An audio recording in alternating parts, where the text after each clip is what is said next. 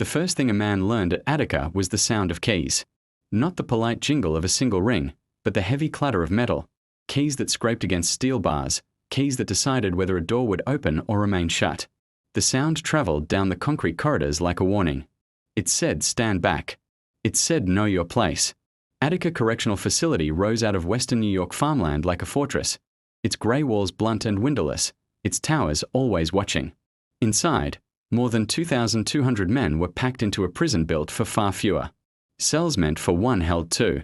Some men slept inches from toilets that never quite stopped smelling. In summer, heat pressed down until breath felt thick. In winter, cold leaked through stone and steel. Most of the men were black or Puerto Rican. Most of the guards were white, many from rural towns where Attica was the biggest employer for miles. That divide shaped everything: who was searched, who was punished, who was believed. A shower came once a week. Soap was rationed. Medical requests disappeared into paperwork and silence. Men waited days, sometimes weeks, to see a doctor. Mail arrived opened, censored, or not at all. Books were limited. Political newspapers vanished. Muslim inmates struggled to practice their religion freely. Food was a daily insult: watery soup, undercooked meat, portions that left stomachs aching long after lights out. Men talked quietly at night, voices drifting between cells.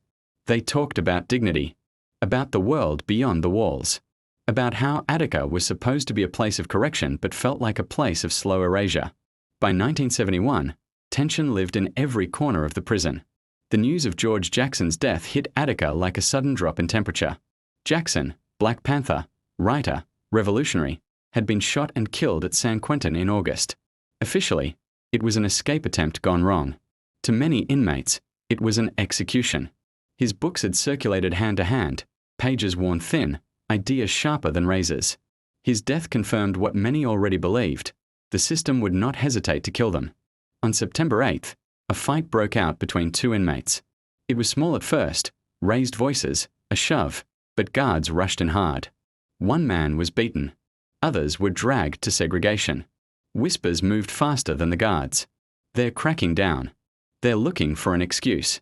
That night, the prison did not sleep. Frank Big Black Smith lay on his bunk, staring at the ceiling. At 6'4", he took up space even lying down, but the cell made him feel compressed, folded inward. He had seen prisons before, had learned how quickly authority turned cruel. Nearby, Herbert X. Blyden read by dim light, his expression calm but watchful. Elliot James, L.D. Barclay paced, restless energy rolling off him like heat. They all felt it, the sense that something was coming. Morning on September 9th began like any other. Breakfast trays slid through slots. Guards barked orders. Men shuffled into movement. But beneath routine, anger simmered. When inmates were ordered to move toward their assignments, resistance spread not with shouting but with stillness. A refusal. A pause that grew contagious. Then the noise came. A door was forced. A guard stumbled. Another fell. The line between control and chaos snapped with a sound like tearing cloth. Men surged forward, not in a single wave but in bursts. Fear, adrenaline, years of swallowed humiliation pouring out at once. Officer William Quinn was struck and fell. He would later die from his injuries, becoming the first fatality of what was unfolding. In the confusion, inmates seized keys, opened cells, flooded corridors. Guards were overwhelmed, some escaping, others taken hostage. Alarms screamed, then fell silent. By midday, 1,281 inmates had taken control of D Yard, a wide, open space ringed by gun towers now abandoned. 42 hostages, mostly guards and civilian employees, were gathered under watch. Some trembled. Some stared straight ahead, faces pale. A few were injured, treated by inmates with torn shirts and improvised bandages. Despite the chaos, something unexpected happened. Order. Men formed lines. Committees were chosen. Weapons, makeshift knives, sticks, were collected and controlled. There would be no random killings, the leaders insisted. This was not revenge. This was a statement. Blyden spoke quietly but firmly, his words carrying. Big Black stood nearby, arms crossed, a presence that discouraged foolishness. Barclay moved through the crowd, voice rising, organizing, shaping raw emotion into purpose. They drafted demands, simple, fundamental things. adequate medical care, edible food, an end to brutal punishments, religious freedom, access to education, political expression, fair wages for prison labor, the right to live as human beings. We are men. Barclay would later shout into a microphone, his voice cracking but unbroken. We are not beasts, and we do not intend to be beaten or driven as such. Outside the walls, sirens wailed. State police assembled. News crews arrived. Attica, once ignored, became the center of the nation's gaze. Inside D Yard, men slept on concrete under open sky, sharing blankets, sharing stories. Hostages lay nearby, fear hanging thick, but many were surprised by what they saw. Men debating, praying, tending to the wounded. The yard smelled of sweat, grass, and tension. A strange calm settled in the nights, broken only by distant engines and the click of rifles being readied beyond the walls. Negotiations began. Commissioner Russell Oswald arrived, stiff and guarded. He listened. He agreed to most of the demands. But two things he would not give: full amnesty for the uprising and the removal of Warden Vincent Mancusi. The men understood immediately what that meant. Without amnesty, they would be punished later, one by one. Without removing Mancusi, nothing would truly change. Governor Nelson Rockefeller was asked to come, to see the yard, to hear the men. He refused. Days passed. Hope flickered, then dimmed. Above the yard, helicopters circled. In the towers, weapons waited. And in the early hours of September 13th, as mist clung to the grass of D Yard, many men sensed that the sound of keys might soon be replaced by something far worse. Morning light crept over D Yard in thin, grey sheets, catching on barbed wire and the hard angles of the prison walls. Men stirred from uneasy sleep, their backs stiff from concrete, their minds alert despite exhaustion. 4 days felt like a lifetime when every hour carried the possibility of sudden death. Above them, the gun towers stood empty, but everyone knew that was temporary. Beyond the walls, state troopers gathered by the hundreds. Their radios crackled. Their fingers rested near triggers. Inside the yard, the inmates tightened their own discipline. Committees met in tight circles. Food, what little there was distributed evenly. Hostages were checked, injuries cleaned, water passed hand to hand. The leaders understood something instinctively. If Attica dissolved into chaos, the state would crush it without hesitation. Frank Big Black Smith walked the yard with slow authority, his presence alone enough to quiet arguments. He had tied a white towel around his arm to mark himself as security. No one touches the hostages, he reminded men again and again. That's the line. You cross it, we all pay. Herbert X. Blyden focused on words. He helped draft statements, sharpen demands, translate fury into language the outside world could not easily dismiss. Elliot L.D.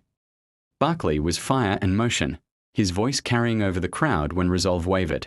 Together, they became the face of Attica, not criminals in revolt, but men insisting on recognition. Negotiators arrived under guard. Commissioner Russell Oswald entered D Yard stiff-backed, surrounded by aides, eyes darting to the surrounding crowd. The yard fell quiet as he stepped forward, the silence heavy with expectation. Men shouted their demands. Not threats, demands. We want medical treatment. We want to practice our religion. We want to be treated like human beings. Oswald listened. To his credit, he did not dismiss them outright. Over hours, then days, he agreed to most of what they asked. Better food, improved medical care, religious freedom, access to education, an end to brutal disciplinary practices. On paper, it was more progress than inmates had ever been offered. But 2 words poisoned every conversation: no amnesty. Without amnesty, the men knew the truth. The uprising would be punished later, quietly, in segregation units and parole hearings, through beatings and extended sentences. Justice delayed inside a prison was justice denied. And Warden Mancusi remained. To the men, Mancusi symbolized Attica itself, unaccountable power, cruelty hidden behind procedure. Removing him was not symbolic, it was necessary. Oswald refused.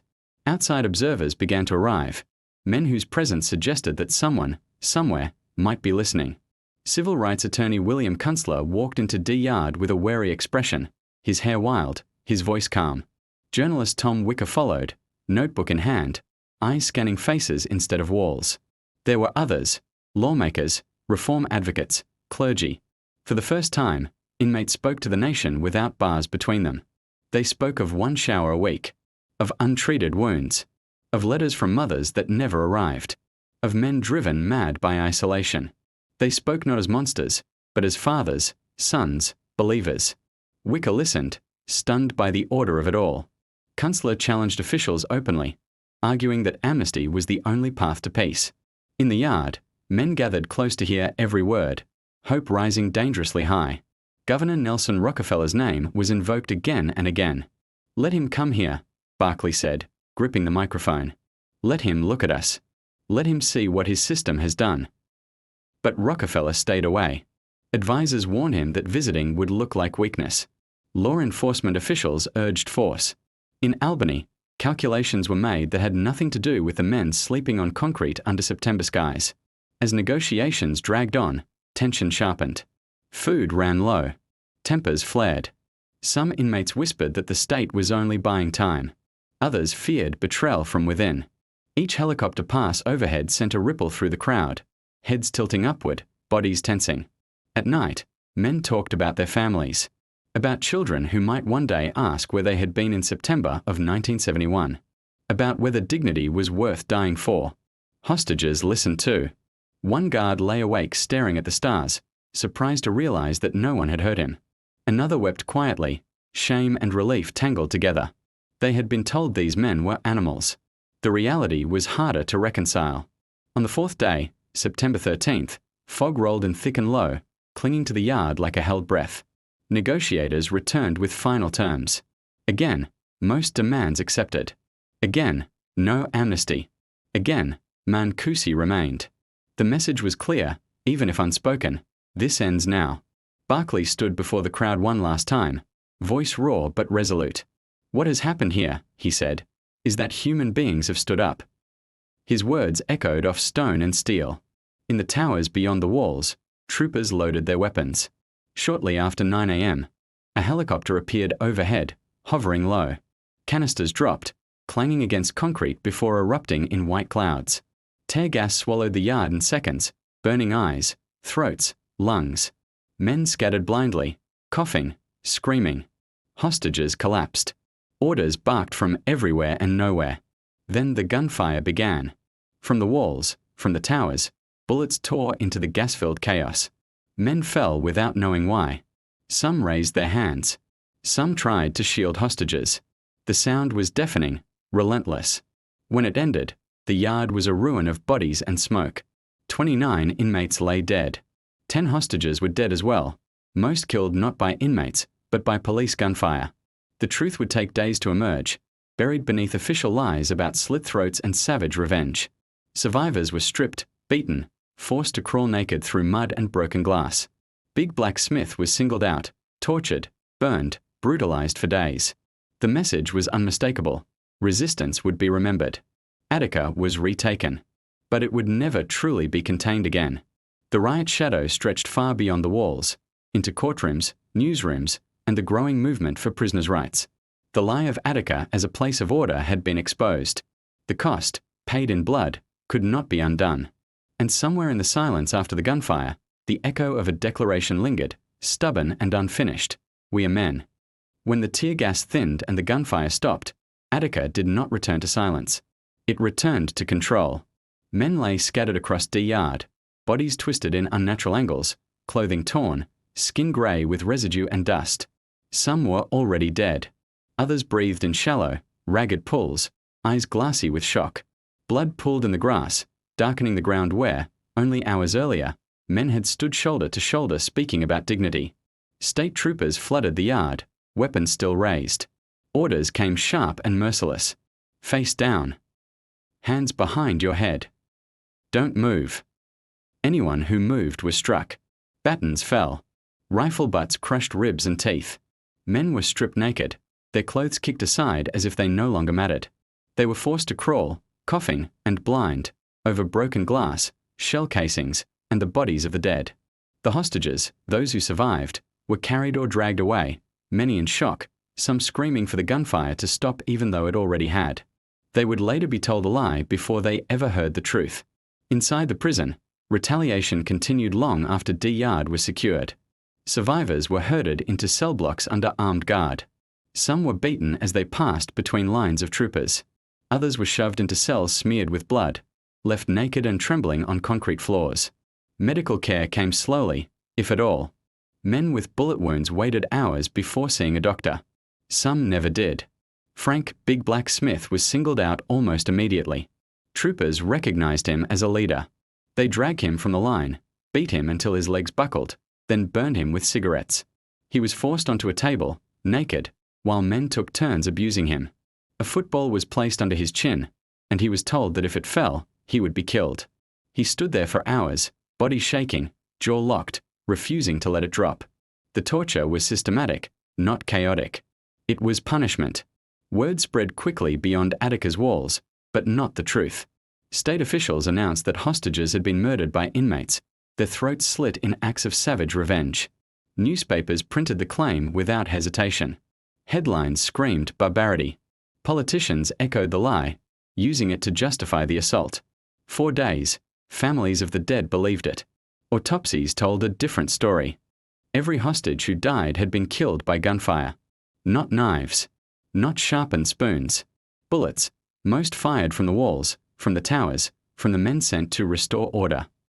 The truth emerged slowly, reluctantly, forced into daylight by medical examiners and journalists who refused to look away. By then, the damage was done.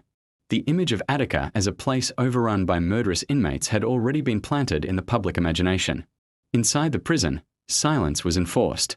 Men were warned not to speak, threatened with segregation, with beatings, with worse. Some were transferred quietly to other facilities. Others disappeared into solitary confinement. Evidence was lost. Records vanished. The yard was cleaned. But memory could not be scrubbed away. Investigations followed, some sincere, many compromised. A special prosecutor brought indictments, but they fell almost entirely on inmates. Guards and troopers were shielded by the state. No one who pulled a trigger during the assault was criminally convicted. Years passed. Civil lawsuits dragged through the courts. Survivors testified, voices shaking as they described what happened after the cameras left. Big Black Smith spoke of torture. Others spoke of men bleeding to death unattended. Families of the dead demanded answers that never fully came. In 2000, nearly 3 decades later, the state of New York agreed to a settlement, paying millions to Attica survivors. In 2005, it paid families of slain hostages. Money acknowledged harm, but it did not assign blame. No official apology accompanied it. Governor Nelson Rockefeller did not live to see either settlement. His refusal to visit Attica, his decision to authorize force, became inseparable from his legacy. Defenders argued he faced an impossible choice. Critics countered that he never truly tried another. Attica changed the country, though not as quickly as the men in D Yard had hoped. Prison conditions came under scrutiny. Courts began to hear prisoners' rights cases with new seriousness. The idea that incarceration stripped a person of all humanity became harder to defend openly. Reforms followed, uneven, incomplete, but real. Yet the pattern endured. Overcrowding returned. Isolation expanded. Violence remained a language the state was willing to use behind walls most citizens never saw. Attica became a warning invoked after each new uprising, its name shorthand for what happened when desperation met power. For those who lived it, Attica was not a symbol. It was a smell, the acrid bite of tear gas. A sound, the sudden, endless thunder of gunfire. A memory, the weight of a boot on a bare back. Years later, some men could not sleep without hearing helicopters. Others carried scars they never showed. Many carried something heavier, the knowledge that, for 4 days, they had forced the world to look directly at them, and that the price had been unbearable. But even in that cost, something remained. The declaration made in D Yard did not die with the men who spoke it. It surfaced in court filings, in protest chants, in the quiet insistence of prisoners who refused to be erased. We are men. We are not beasts. Attica stood as proof of what happens when those words are ignored, and as a reminder that once spoken, they cannot be taken back. The walls still stand in western New York. The towers still cast long shadows. But beneath the concrete and steel, history waits, unburied, insisting on being remembered.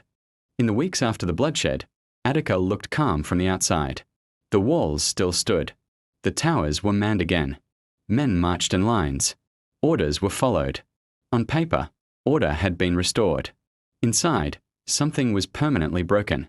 Cells that once held anger now held fear. Men spoke in whispers, if they spoke at all. The air carried the memory of gunpowder and gas long after the smells were gone. Every sudden noise made bodies tense. Every set of keys sounded heavier than before.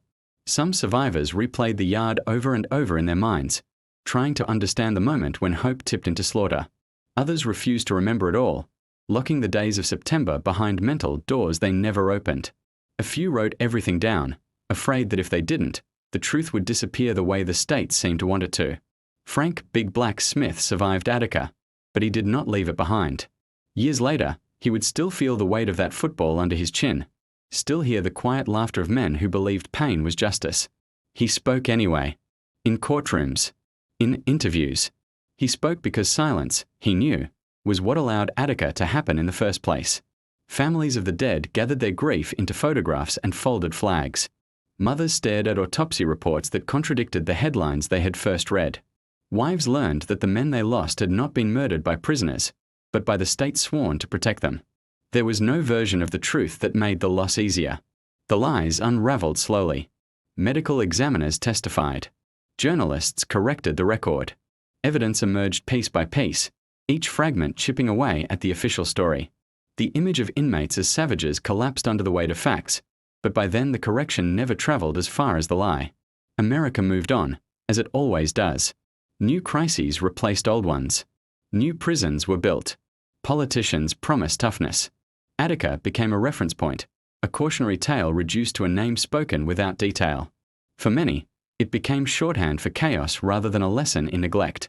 But for those who listened closely, Attica kept speaking. It spoke in lawsuits that forced states to acknowledge prisoners as rights-bearing human beings. It spoke in reforms that expanded religious freedom and access to legal materials. It spoke in the growing understanding that overcrowding and brutality were not accidents, but policies with consequences. It also spoke in repetition. Other uprisings followed in other prisons, under other governors, for the same reasons: dehumanization, silence, despair. Each time, Attica was invoked, sometimes as a warning, sometimes as a threat. The men of D Yard had not asked for power. They had asked for recognition. That was the tragedy at the heart of Attica. The demands were not radical. 1 shower a day instead of 1 a week. Medical care that arrived before infection set in. Food that did not feel like punishment. The right to read, to pray, to speak, to live with a measure of dignity. These were not the demands of beasts. They were the demands of men who had reached the edge of endurance. Governor Rockefeller's decision remained frozen in history, endlessly debated. Supporters argued he prevented wider chaos. Critics argued he chose force because it was politically safer than empathy. What could never be debated was the outcome: bullets where dialogue might have sufficed, funerals where compromise still lived. Attica did not end on September 13, 1971. It lived on in scars, in court transcripts, in the memory of a yard filled with men who believed, briefly, that the world might finally listen. Years later, a former inmate would describe standing in D Yard before the assault, looking up at the sky. For the first time in years, he said, he felt visible. Not free, but seen. He knew it wouldn't last. He didn't expect to survive. But for those hours, he felt human again. That feeling was what the bullets tried to erase. They failed. Because history remembered Attica not only for its violence, but for its clarity. It stripped away comforting illusions about prisons as places of correction rather than control. It forced the nation to confront what happens when suffering is hidden behind walls and justified by uniforms. The name Attica became a question that never fully went away. How much cruelty can a society tolerate in its name?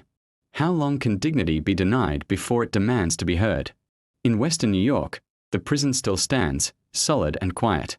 Grass grows where blood once soaked into the ground. Men come and go through its gates, serving sentences shaped by laws written far away. But beneath every step, the past waits. And if you listen carefully, past the clang of doors, past the rattle of keys, you can still hear it. Not shouting, not rioting. A declaration, steady and unbroken, carried forward by those who refuse to vanish. We are men. We are not beasts. Attica answered them with bullets. History answered them with truth.